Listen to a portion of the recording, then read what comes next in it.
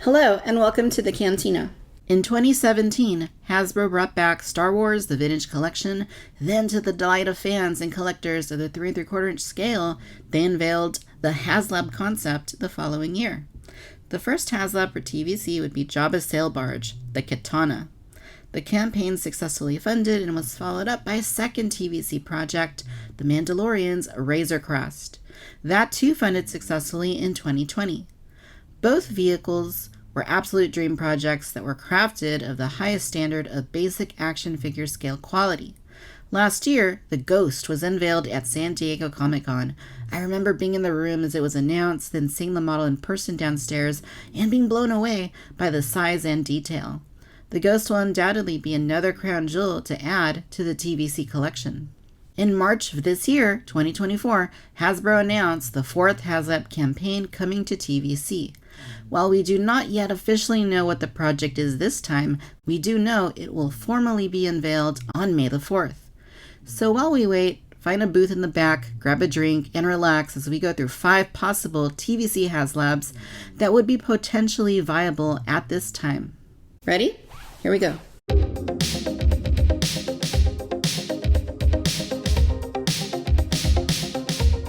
Kicking things off at number 5, we have the Ewok Village playset. Now, this is one that would have to work on a mixture of nostalgia, a concerted effort at world building, and the innovation factor. During the Vintage line, Kenner produced the original Ewok Village action playset. It was one of the large temple items released for Return of the Jedi. It was certainly a product of its time, and a new Ewok Village would need to have all the bells and whistles of 2024 TVC expectations to succeed. This is not a set that would be likely to do well on nostalgia alone. Hasbro would also need to commit to creating more figures that would interact with such a playset, including new versions of Luke, Han, and Leia in their indoor outfits, updated versions of Chewbacca, C-3PO and R2-D2, and of course, new Ewoks. I struggle to see them doing that many figures at once to tie into a playset like this, which makes it a little bit less likely to happen. Also, you would need to get younger fans on board. To do that, the Ewok Village would need to not only look exceptional, but also have innovative features that maximize playability that is integrated seamlessly into the playset. This would be similar to some of the fun features of the sail barge and the Razor Crest. For number 4, we have the Land of the Jawas playset. But unlike its vintage counterpart from the 70s, this updated version would be anchored by an all-new Jawa sandcrawler. Now, I know some folks really want a new sandcrawler to happen, just as others want a new Imperial shuttle, but I'm not concerned with those at this point in time. HasLab should be used to deliver dream projects of what we don't already have, unlike the sandcrawler and the shuttle.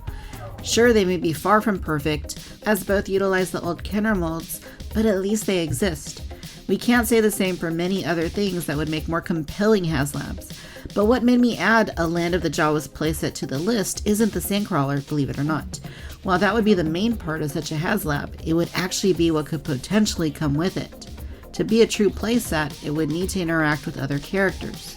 Jawas are obvious, but how badly do we need a new C-3PO, R2-D2, and Luke Skywalker? If this were the platform to offer them prior to their mainline releases, I'd be all for it.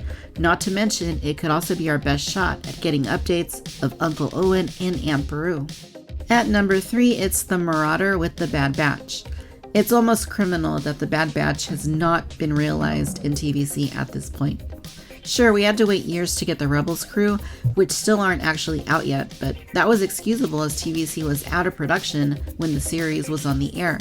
On the contrary, TVC has been back for the entirety of the Bad Batch, and all we have to show for it is Hunter, which I do not even display on my shelves as there is nowhere to put him. I can't help but feel that perhaps Hasbro was or is considering a HasLab to get the rest of them to us at some point. The Marauder, while perhaps not everyone's first choice for a new vehicle, would tie into current media and deliver some of the most demanded action figures at the same time.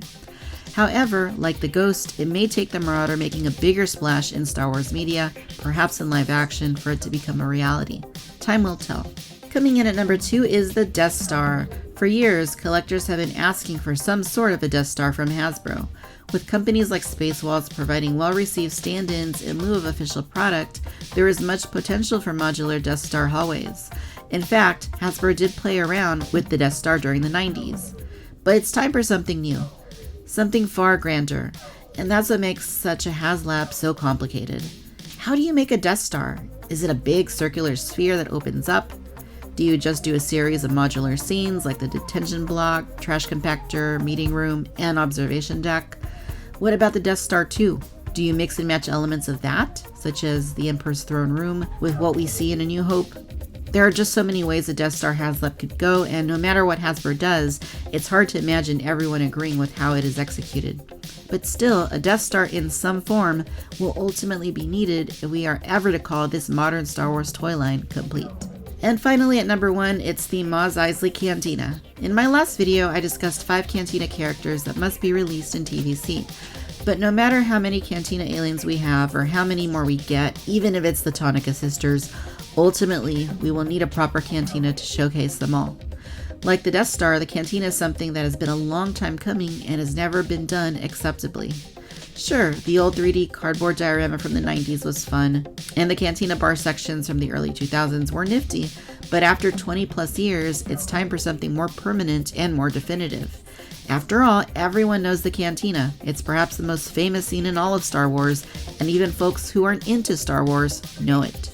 Now that Jabba's palace is pretty much acceptably completed, what with the sail barge, skiff, and throne room playset, Hasbro should shift gears towards the Cantina and deliver a truly immersive, stunningly detailed, and exceptionally innovative version of Chalmun's Cantina that will complete a key part of our dioramas.